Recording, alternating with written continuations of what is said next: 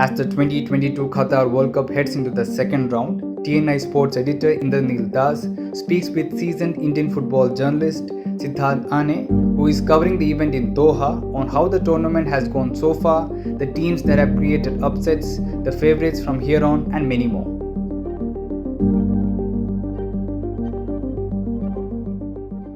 Welcome, Siddhanth, to the New Indian Express show.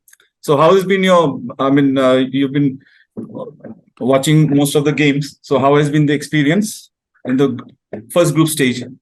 Thank you for having me, Indro sir. Yeah, it's good to be here. The experience has been interesting so far. I mean, compared to, I suppose, the last few World Cups, it's a very different kind of environment, very different kind of vibe and energy in this place. Of course, the most striking thing is that it is the most compact World Cup probably that has ever happened. Everything taking place within sort of a 50-100 kilometer radius. So in that sense, the opportunity for fans and for journalists like us to watch a lot of football, actually, like you were saying, watching multiple games in a day even is a possibility. And the organizers have also taken that into consideration and made arrangements for fans and for journalists to travel from, let's say, the 4 o'clock game. The games kick off at 4 times locally: 1 o'clock, 4 o'clock, 7 o'clock, and 10 o'clock. So you can theoretically watch 2 or even 3 sometimes games in a day. So it's been good. It's been a very different demographic that has been attending the games so far. Different sort of crowd from what we are used to seeing at World Cups. Not so many Europeans in the stadiums this time, for sure. A lot more people who look like us. So that's also an interesting aspect. A lot more, I think, women and children attending the games as well. And how would you describe the first stage games? Yeah, incredible. Of course, yeah. Again, from an Asian perspective, kind of demonstrating and underlining the progress that some of the teams in our continent have made. Of course, multiple factors going into it, and very different for Saudi Arabia beating Argentina. That was the biggest headline-grabbing, I think, story of the tournament so far, aside from what's been happening off the pitch, of course. Very different scenarios for both Saudi Arabia and Japan, who beat Germany 2-1 again in an incredible game. And 2 very different games, I think, from a footballing perspective. The Saudis had to sort of, I don't know, maybe that was more dependent or based on Argentina's inability to really get going. Of course, the offside rule in both cases, or the new offside technology, playing a major part in that this would not have happened in the manner that it has, especially for Saudi Arabia, with first Messi and then Lautaro Martinez both being caught offside by like an arm and a leg and just like little bits of their body. So it brings into question many issues. But one thing is for sure that like some of these Asian teams, even though like Iran, for example, lost by 4 goals to England, the technical and the physical gaps between some of these Asian teams that are playing at the highest level and the European teams are reducing. A lot of that is down to the fact that, of course, players are playing in Europe, in European leagues, and learning from that process. Like the Japanese coach was saying very clearly, they've spent the last 20 years or so learning from countries like Germany, and they have so many players playing in the Bundesliga, for example. So that has aided to sort of the development of the sport in these countries, and we're seeing the results. And South Korea also yesterday playing a draw against Uruguay. So all said and done, very positive results. And the conversation that was happening before the tournament started, and especially with Qatar, and Qatar is a separate scenario. They're having qualified as host countries, even though they are champions of Asia. They have a slightly different situation than the rest of these nations. So there was a kind of concern that the gap would be so wide that people would question why 6, or next time why 8, or 9 Asian countries at the World Cup when you're not able to compete. But at least that concern has been put aside quite completely. And the reaction from the fans also has been amazing. I mean, because I suppose not so many Europeans have come to this tournament. We found a lot of support, a lot of fans, very vocal fans in the stadiums for Japan, for Korea, for Iran, even, and vocalizing multiple things, not just their support of the team, but multiple issues. So it's been a really good experience so far. Like smaller, I mean, teams like USA, Canada, like South Korea. So the smaller teams suddenly are doing well, or is it some kind of a progress from what it happened? Yeah, and also no sort of the usual arguments don't exist this time because it's a Winter World Cup. It's in the middle of the European football season. So neither can players or coaches or teams argue that tiredness or that those are or that rhythm is an issue.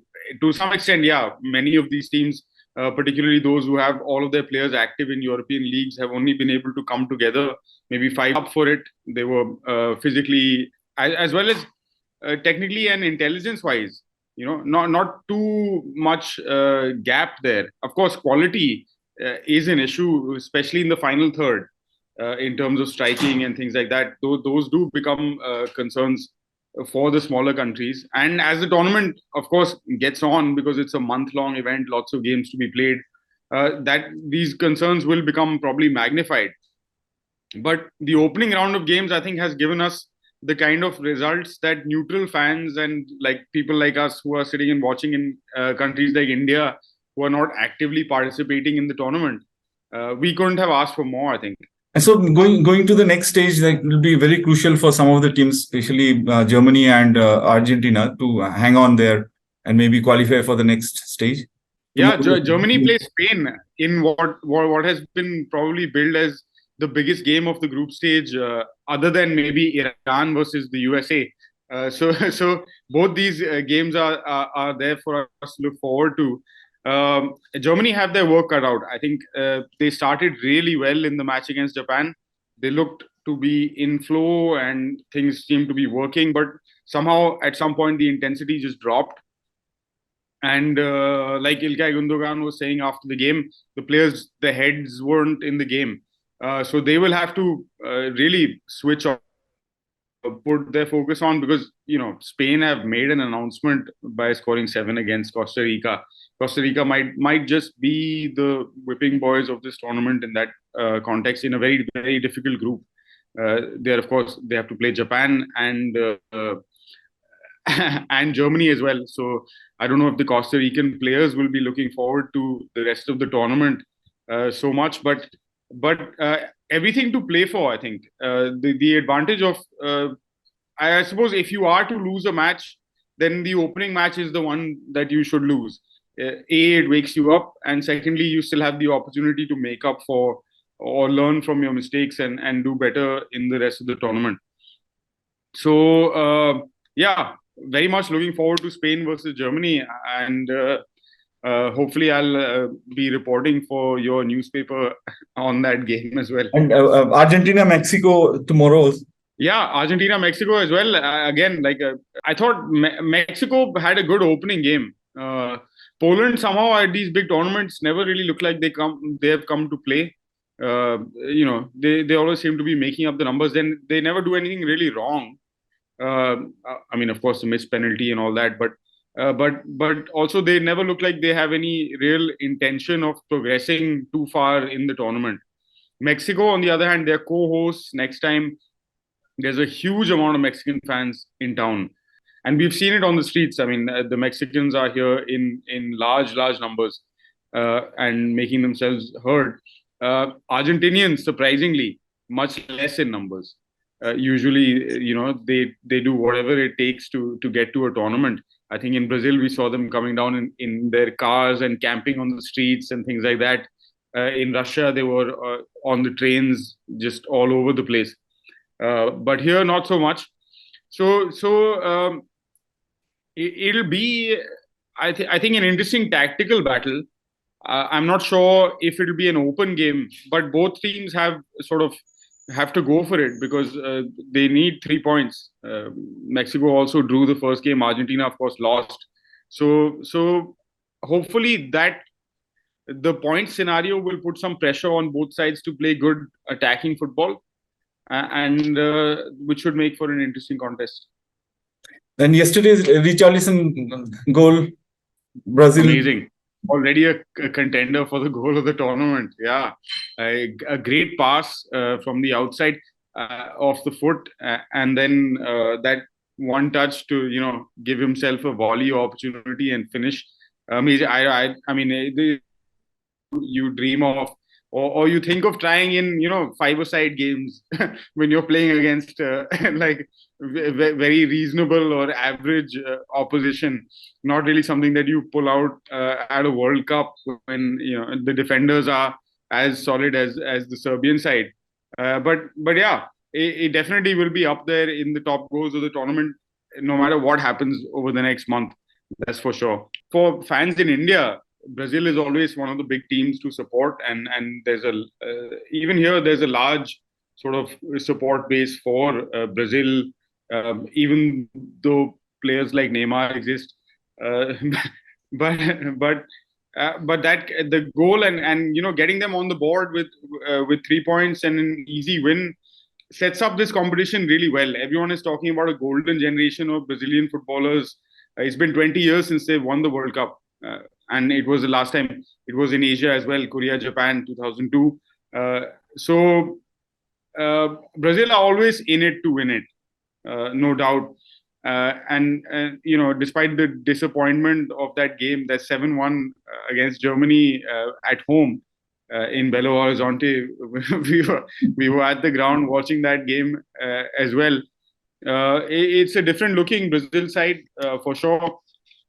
I don't think a 7-1 defeat is on the cards by any stretch, and I think they will look to push on and go as far as they look as good a bet as any. Impressive teams so far.